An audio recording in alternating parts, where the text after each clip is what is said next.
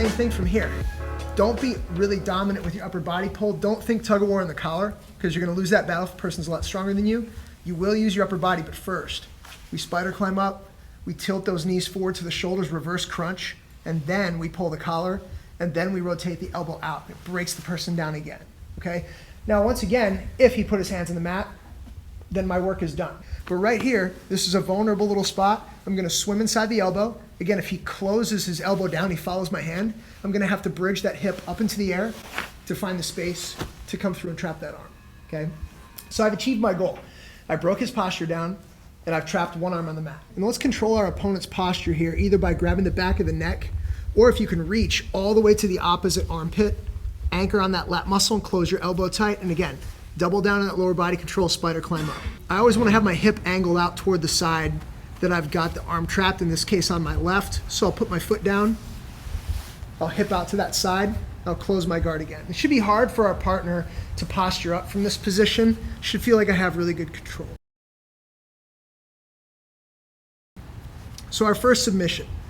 I actually am gonna look now for that deep overhook, that deep whizzer with this arm. So I'm gonna open up a little bit. I'm gonna find that space. If I need to, I can bridge my hip in the air a little bit. And now my fist is on the inside. So what I'm gonna do is I'm gonna feed this collar. Okay, so I'm actually gonna open up the collar on the far side. Let's push up a little bit so you can see. It's this one. I'm gonna take this collar, I'm gonna feed it to that hand that I looped through. Okay, so we're gonna do this. Boom, okay. Now once you have it, this is a really secure position as long as you keep the elbow tight.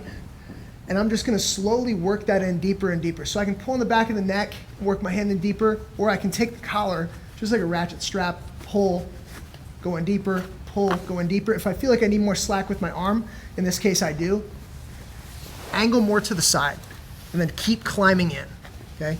Now once I have a nice deep collar grip here, I can take this other hand and I can carve out room. If his head's tighter to me, I can bring this elbow inside, I can carve his head out of the way, and I can grab fabric on his shoulder, or sometimes you can even get your thumb in the collar. In this case it's too tight, and I'm gonna drop that forearm across the other side of his neck. So on one side of his neck, I've got the collar and I've got the inside of my wrist blocking the carotids on this side. When I grab this side of his collar and I drop my forearm down, I'm blocking the carotid arteries on the opposite side. But from here, I'm just gonna lever that forearm into the side of his neck. On the opposite side, my wrist is gonna break sideways into the carotids. I'm gonna get my tap. Just get to, we were working for the choke, our hip is angled off to the side, and we're here, okay? Maybe the choke's not working, maybe he's really using his arm well to like defend, I can't quite get there, fine. So what I'm gonna do is, if I need to, I'm just gonna make a little more distance. This foot goes to the hip, and I'm gonna use that to help maintain distance, and then my next goal is to win inside space with my knee on this side and put this foot on his hip as well, which is usually at this point pretty easy to do. So his knee will come up, I'll find the foot on the hip, and then he can try to follow me with his arm all he wants to, but now I can use my shin, like a battering ram in his arm, and I can just push it off. Now he can try to find my arm again, but this is gonna be so easy for me to get inside his arm, or skip that step, and just go right to his wrist to start attacking the triangle, okay? The goals here though, get to double trap, meaning 2 feet on the hips, 2 forms of overhook control, be on your side, and then demonstrate this control. Make sure your partner can't push into you or pull out of the position, and then from here we can transition to that wrist control. So like I just move my body away a little bit, grab the wrist, I can either punch it out or just prevent it from grabbing my leg. Bring your knee up and kick this straight. Now look, back of my knee bites his neck. And you'll notice also I bring everything square. I don't want to work a triangle off that hip. I want to work the triangle from here. Okay? But when you get here, again, if you can close a figure 4, look, I just closed one because we're a little more square. Close the figure 4. It's a secure position. But we've got to pass this arm before we try to finish. So 2 on 1 on the arm. We're going to raise that hip. We're going to pass the arm deep across, stuff it into the hip pocket, and crunch over the arm. Don't try to finish your triangle square. Grab your shin and use that so you can unlock, put your foot on the hip, big angle change, and then we can close that triangle back up. And before I squeeze this thing, the best thing to do when you get here, in addition obviously to locking it and squeezing it, is finding the angle either under this leg or sometimes under the person's armpit so you can pull yourself all the way perpendicular as you go for your finish. Fighting for my triangle on this side, I'm gonna think about doing a couple things. I'm going to loosen my elbow significantly.